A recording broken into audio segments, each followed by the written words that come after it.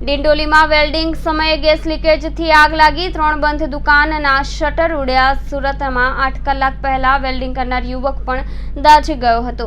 ડિંડોલીમાં વેલ્ડિંગના સમયે gas leakage આગ લાગી, 3 બંધ દુકાનમાં શટર ઉડ્યા. સુરત 8 કલાક પહેલા વેલ્ડિંગની કરનાર યુવક પણ દાઝી ગયા હતા.